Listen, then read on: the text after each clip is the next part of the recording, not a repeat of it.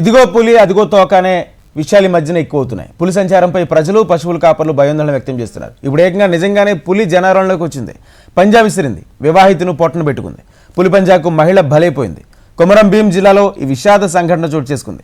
కాగజ్ నగర్ మండలం గన్నారం గ్రామానికి చెందిన మోర్లే లక్ష్మి మహిళలతో కలిసి నజ్రూల్ గ్రామ శివార్లోని పత్తి చేలలో కూలి పనులకు వెళ్ళింది. కొంతసేపటికే చేలోకి వచ్చిన పెద్ద పులి లక్ష్మిపై పంజా విసిరి నోటబెట్టుకెళ్ళింది.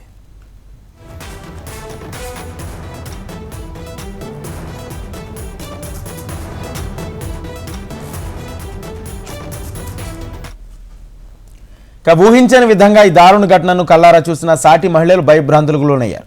లక్ష్మిని నోట కరుచుకుని వెళ్తున్న పులిని చూసి అరుపులు కేకలు వేశారు. పులి పంజాతో లక్ష్మి మెడపై తీవ్ర గాయాలయ్యాయి. కొన ఊపిరితో కుట్టుమిట్టాడుతున్న యువతిని ఆసుపత్రికి తరలించే ప్రయత్నం చేశారు. మోటార్ సైకిల్పై కాగజ్ నగర్లోని ప్రైవేట్ ఆసుపత్రికి తీసుకువెళ్లారు. అయితే మెడపై తీవ్ర గాయాలతో రక్తస్రావం కావడంతో మార్గ మధ్యలోనే లక్ష్మి కన్నుమూశారు.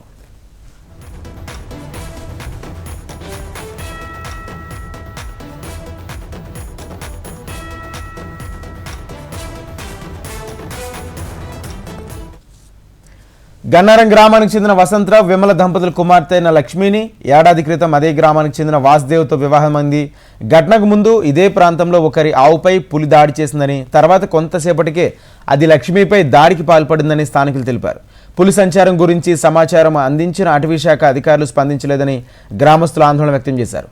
అటవీశాఖ అధికారులు నిర్లక్ష్యాన్ని నిరసిస్తూ కుటుంబ సభ్యులు, గ్రామస్తులు కాగజ్ నగర్ అటవీశాఖ డివిజన్ కార్యాలయం ముందు మృతదేహంతో ధర్నా నిర్వహించారు. పులి కదలికల గురించి శుక్రవారం ఉదయం 6 గంటలకే సమాచారం ఇచ్చినా అటవీశాఖ అధికారులు పట్టించుకోలేదని ఆరోపించారు. బాధ్యతారాహిత్యంగా వ్యవహరించి యువతి మృతి కారకులైన వారిపై అధికారులను సస్పెండ్ చేయాలని డిమాండ్ చేశారు.